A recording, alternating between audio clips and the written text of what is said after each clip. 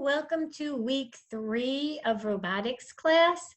So this week, I've been trying to think and plan ahead, and it's super tricky with robotics because I have a lot of things that I would like to do that are hands-on, but obviously we're not at that point yet. So I've been revising and trying to come up with just a better plan of how to go about, with the school year. And so my thought was to dive right into some coding. I have a virtual robotics program that we're going to be using called VexCode VR. But before we get to that, I think it might be worth it for us to take a look at this documentary, just since we've been doing a lot of review from last year. And if you remember last year, we watched the BBC documentary, Rise of the Robots. We watched part 1. And since then, they have come out with a part 2 and a part 3. So I think it would be worth it for us to check this out. And so it's about 20-something minutes. So I'm going to put it on in this video. And then your assignment for this week is actually a writing assignment. So what I'm going to be asking you to do is to choose one out of the 2 questions that I have. So I'll read you the questions. They're going to be on the website. But the first one says, in the documentary, Professor Danielle George said, "I believe intelligent robots will become our companions and even our friends." So you're going to hear her talking about robots becoming our friends. And so my question for you guys is, how does this make you feel? Do you believe that robots could ever really become our friends? And they're going to be taking a look at some robots that are currently in Japan, where they really are using them as companion robots. And it's pretty fascinating, their thought behind the whole thing and their approach. So if you're interested in that, you can choose that question. And then you can write about 10 to 12 sentences, like a short essay, answering the question. The other question that I have on here that you might like to choose, it says, the desire to believe in the impossible is what drove forward the technology we see today. And so as it comes to an end, they're talking about how all of these people that created all these robots, they had to believe in something impossible. And so my question for you guys is to share your thoughts on this. Do you believe in the impossible? And how do you see yourself believing for something that seems impossible to the human eye? So I would like you guys to give that some thought to that, because I believe that God is calling every one of you to do something that is beyond your human abilities. And, it may even look impossible to the human eye, but we have to really learn how to think outside of the box and how to be creative in our thinking when it comes to technology. And so I would love to hear your thoughts on that. So again, you're just choosing one of the 2 questions, and then you're writing a short essay. And so I would like it to be typed up, and I have specifics here: Times New Roman, font size 12, double spaced. You'll need to put a heading. So it should have your name, grade, and then it should say robotics writing assignment. And then you will need to type the question. And then after the question, you can type your answer. Okay, so I do have a rubric that I use for this. And part of your grade is the formatting and the way that you type this up. Okay, and then the other part is the quality of your response. So those are the things I will be looking for when I'm grading this. All right. So I'm going to put the documentary on now. And so you might want to take a piece of paper out and something to write with, and just be taking notes while you're watching this, because you're probably going to want to include some of those in your writing. Okay? All right, so I'm going to shut my video off, and then I will be right back. I'm going to get this up. Okay, so Rise of the Robots Part 2. There are already 9 million robots on our planet. You can see something's already happening. They are developing so rapidly, it's like the arrival of a new species. I'm very excited for seeing this. What has taken humans millennia robots have achieved in just decades. Now they are tackling their greatest challenge, trying to think like us. I like to learn. This is a ball. Brilliant. Oh, he's looking as well. I'm Dr. Ben Garrett. What? As an evolutionary biologist, I'm more used to studying humans and animals. So I'm genuinely concerned by how quickly these machines are evolving. Konnichiwa. Konnichiwa. I'm Professor Danielle George. As an electronics engineer, I spend a lot of my working life with robots. And I think their rapid development provides an incredible opportunity for us all. There are literally robots as far as the eye can see, and I love it. Robots are changing our world. In this episode, we investigate whether intelligent robots will become our friends and companions. She will help set up a home for humans on Mars. Find out if we should trust them with our lives. My feet are off. My hands are off. And if one day they will even become conscious. Sometimes the robot does things we're not sure why it does it. Will the rise of robots enhance our lives or threaten our survival?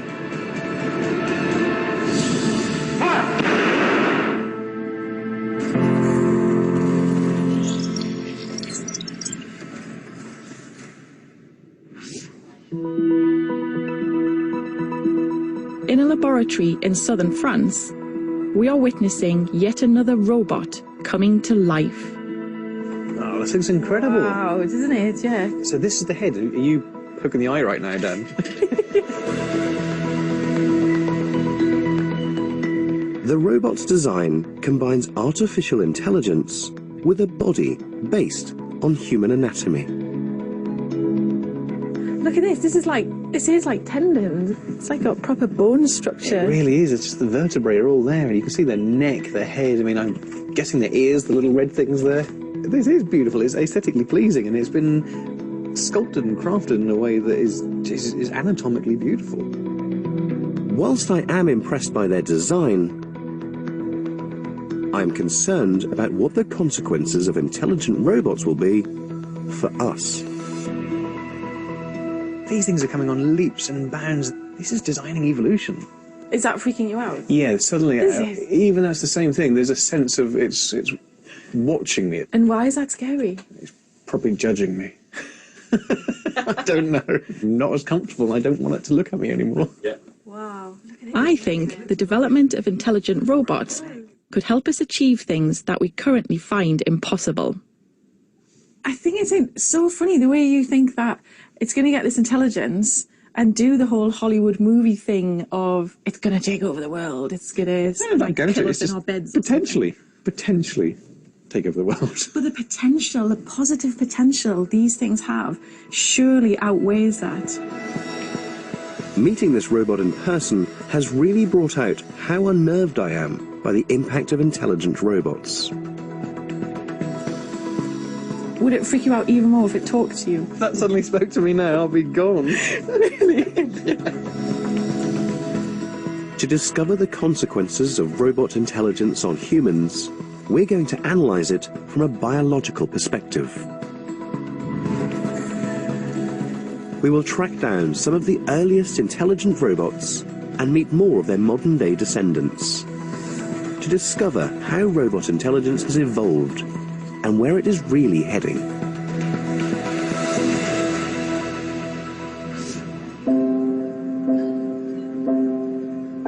My journey begins in the USA, where I'm on my way to see one of the most advanced robots in the world. I believe intelligent robots will become our companions and even our friends. The hope is that one day this robot will be working alongside us to carry out an extraordinary mission. And I can't wait to meet her. This is Valkyrie. Valkyrie has not been designed for our planet. NASA have created Valkyrie to be an astronaut. For a robot, her mission is ambitious. In the 2030s, she will help set up a home for humans on Mars. Professor Taskin Padir and his team are preparing Valkyrie for her voyage to the Red Planet. So why is Valkyrie a human form? Why isn't it 4 legs or 6 legs or 1 leg? She will operate in human environments. We will design those habitats eventually for astronauts. So if she's going to be able to operate in that environment, she better has the human form factor. So this is a hugely ambitious project, isn't it? It is an ambitious project. Robots are good for dangerous, distant, and daring environments. And Mars is a dangerous, distant, and daring environment. This is really showing the whole thing of humans and robots working beside each other, and for robots preparing a new environment for humans to live in. Yes. Eventually, we really would like to go, all right, Valkyrie, you landed on an unknown planet. Go figure out the tasks relevant to this space mission. I'm in awe of Valkyrie's potential, but for her to be a true ally for us in space, she needs to be able to operate independently. What we are doing today is, line by line, you're writing new software so that Valkyrie has better capabilities on future missions, specifically to Mars. From my background as an electronics engineer, I know how difficult this is. The team need to write hundreds of thousands of lines of code just for her to carry out the most simple tasks. It's time to put Valkyrie to the test. We are trying to develop walking and avoiding obstacles. So what she will do is she will walk through and avoid the obstacle, then push the button, which will simulate the door opening, and then she will go through the door. All right, yeah. So is she ready to go? She should be ready to go. Yeah. Yep. I'm very excited of seeing this.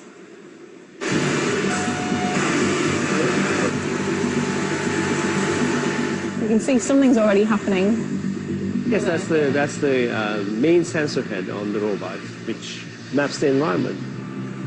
Valkyrie is equipped with sensors all over her body to allow her to navigate. Big girl. Big girl, yes. Yes. So she takes small steps. She's a very clever robot. So far, so good. Valkyrie has hit the button correctly to simulate opening the capsule door. Now she needs to step outside.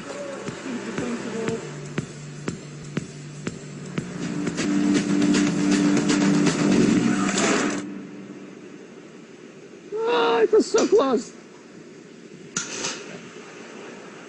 Well, she got through the door. Yeah. She got through the door. That was really good.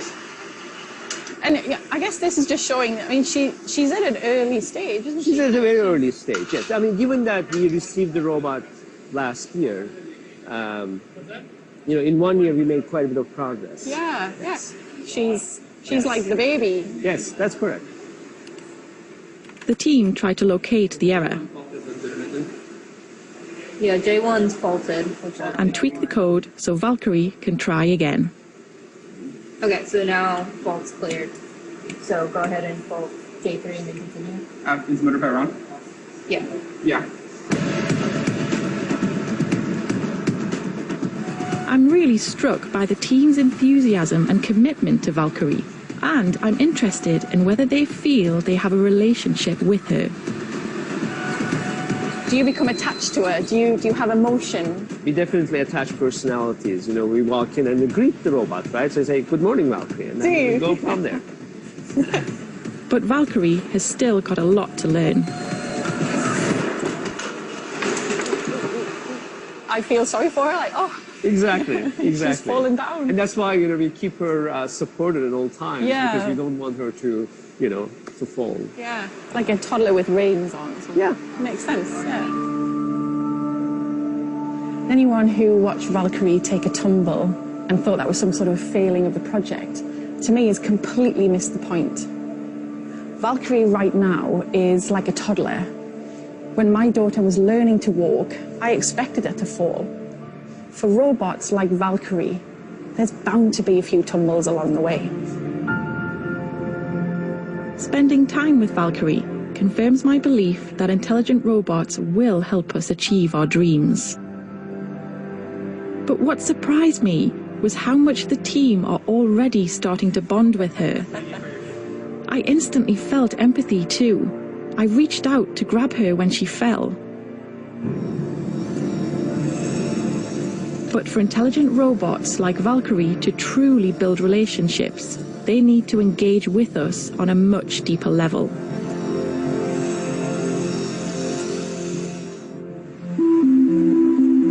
And that starts with being able to talk to us. Talking robots have been the dream of scientists for almost 100 years.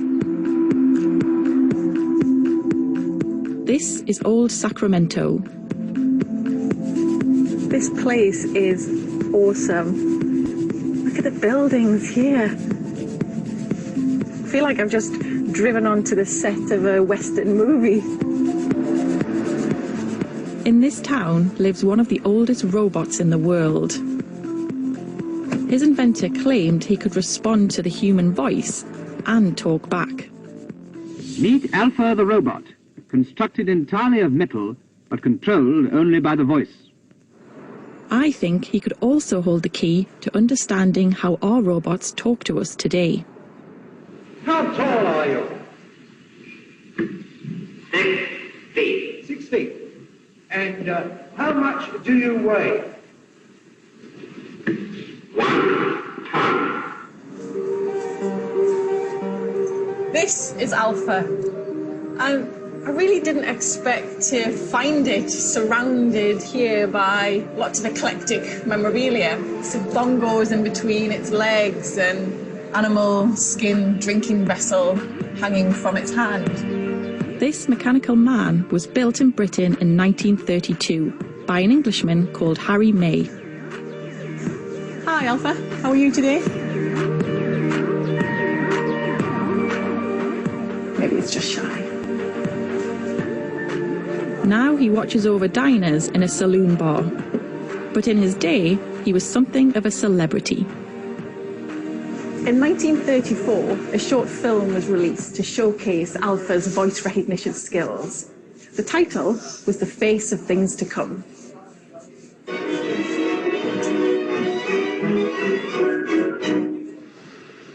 Are you married? Not yet. Would you like to be married? Yeah. People couldn't believe this robot could really talk on its own. So to silence his critics at the time, Harry May gave an interview in Time magazine. He explained that Alpha's speech was actually just 30 pre-recorded responses stored on wax cylinders, like records. When Alpha was asked a question, an electronic device inside him would decipher the words and select a pre-recorded response to play. Harry May's explanation is extraordinary. In fact, it's so far ahead of its time that I'm intrigued to see exactly what kind of electrical hardware is still inside Alpha today. Right. So on the archive footage and the photographs that I've seen, a lot of the wiring is in the chest, and there's chest plate, so you can see the bellows and gears. I can see some evidence of some great work for the 1930s. Unfortunately, I can't find anything to substantiate Harry May's explanation.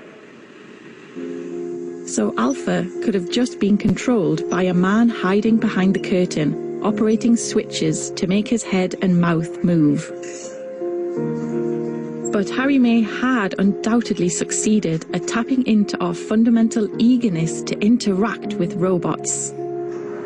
And it's that desire to believe in the impossible that drove forward the technology of robots for the rest of the 20th century.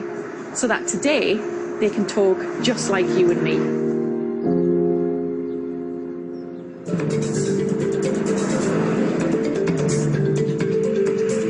Harry May's vision for humans and robots talking to each other was well ahead of its time. But his ingenious concept for how Alpha could talk provides one of the foundations for how robots communicate with us today. I'm driving through the heart of where this technological revolution is taking place, Silicon Valley.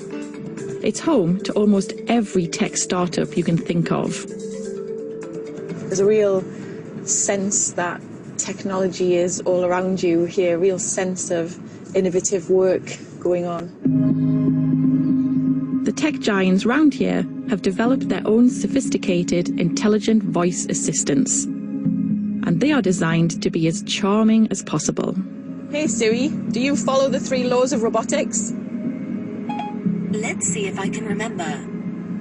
Okay, I think the 3 laws are 1. Clean up your room. 2. Don't run with scissors. And 3. Always wait a half hour after eating before going in the water. I like Siri. Siri's got a real sense of humour. While it might seem like she is talking to me naturally, this voice assistant is simply choosing pre-programmed answers from its database. Do you have a family? I have you. That's enough family for me. It's just like a massively scaled-up version of the concept Harry May described for his robot a century ago, where computerized scripts have replaced the wax cylinders.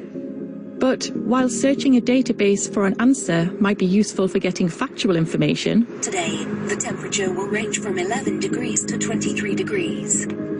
It will take something much more sophisticated for us to have a relationship with machines.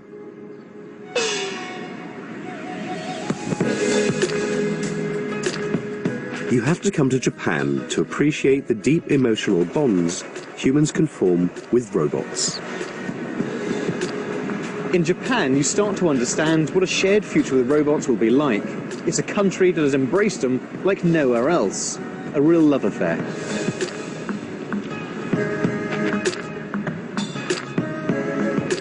Here, it's not just important what a robot's voice sounds like, but how it is expressed, with body language.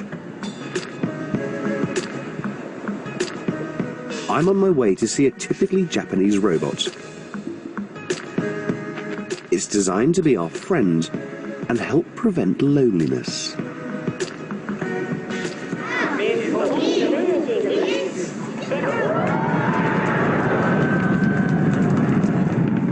In August 2013, a Japanese rocket launched, bound for the International Space Station.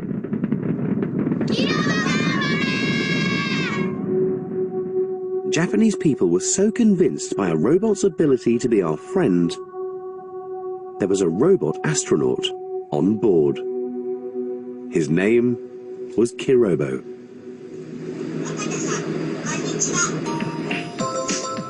Kirobo's mission was to give emotional support to Japanese astronaut Koji Wakata.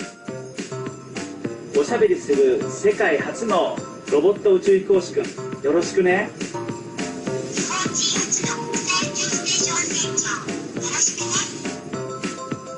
During Kirobo's 18-month stay, they shared every experience together, even taking selfies. おしゃべりできるロボット宇宙飛行士は世界で初めてなんだよ。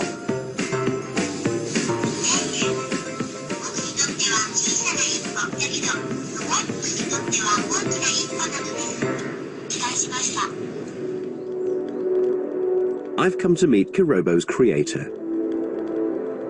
This is Toyota City. It really is a city. It's home to over 500,000 people, and roughly 80% of them owe their livelihoods to Toyota. I'm here to see why one of the world's largest car manufacturers sent a talking robot into space. This is where the original Kirobo was built. But today, I'm meeting his little brothers and sisters. At just 4 inches tall, these guys are the domestic version of their astronaut sibling. The developer of the Kirobo family is Hisashi Kusuda. Konnichiwa.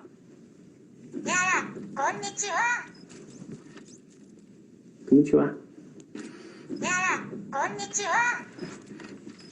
These are wonderful robots. Why were they designed?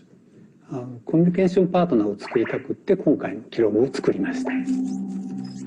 Kirobo minis were designed to tackle the loneliness of modern life in a country with an aging population and falling birth rate. Do you think it's possible for a human and a robot like this, like Kirobo, to have a friendship, a bond? 可能だと思ってまして、こういう可愛らしいもの、プリティなものを作ることによってお客様との間でそういう絆というか、そういうのができるんだというふうに思ってこういう形にしました。I mean, they do look very human, and you designed them like this rather than an animal or an alien or a creature. They are a little person. Yeah, very personal. Kirobo reminds me of babies born in the natural world.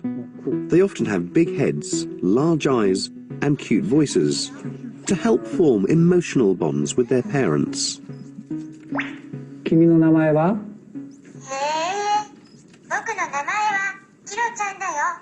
Even without understanding, you can see this wonderful communication. Traditionally, robots are very clear in their language. Yeah.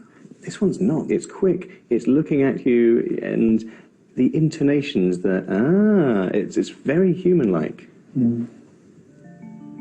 A lot of what I'm seeing also is non-verbal communication. So when you and I chat, there's a lot of body language. This is a biological motion. So more human, more real. Yeah. Kirobo really has human-like gestures. I feel like I'm interacting with a little person and not a machine. But he seems to have one person that he... Yes. I don't want to say love, but he has a connection with. Yes. He memories the partner's profile. From what I've seen so far, there seems to be quite a step in advancing communication with robots. This body language, nuances, and it reflects the way we speak, the way we communicate. This is helping break down a barrier with robots. It's an icebreaker. He is. He's a cheeky little icebreaker. He really is.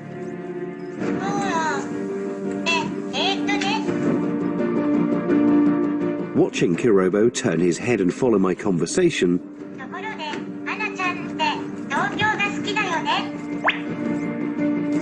I can now see much more easily a future where we do have relationships with social robots. And that could be helpful to us. 君は何が好き?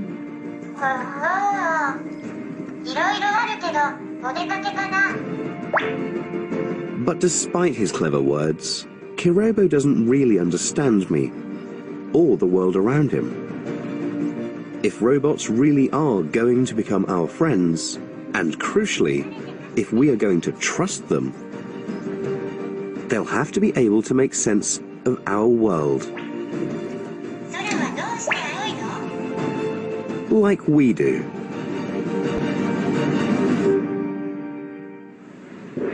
And the scale of that problem is staggering, even for the most simple task. Rush hour in Tokyo. 38 million people live here. And they're on the move. How people navigate this megatropolis is a wonder of the human brain. Shibuya Crossing, the busiest junction in the world. Every day, over 1 million people walk across it. A single light change can see some 2,500 commuters battling it across, and it lasts just 40 seconds. The human brain is the most complex processing machine on the planet, and to get me across mind-receiving data through my eyes, my ears, and even through my skin. And it's using my central nervous system, my peripheral nervous system, and brain with over 100 trillion connections. But what sets our brains aside from robots and machines is our ability to deal with the unpredictable. We made it.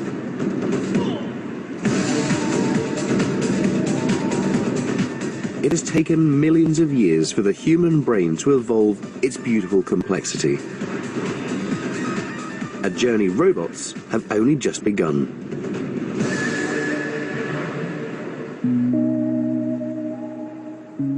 I've come to Bristol to meet the first robot to sense the world around it. Okay, I am actually going to stop here. Okay, so there is a part 3, and so I'm considering showing you that one as well. So I'm just going to stop where that was because all the questions that I'm asking you guys are basically up until that point. But it really is fascinating. So I hope you guys enjoyed that and that you learned a lot, and your minds are starting to really go when you realize just how crazy the world of robotics is. And it's like, it's super fast moving every single day. I mean, even as we're talking, they have so many new things that they're working on. Okay, so I don't want to talk too much because I feel like this is already pretty long, but please type up your response to one of these questions and email it over to me. And then if you have any questions, just let me know. Okay, guys? All right, thanks. I'll see you guys next time. Bye.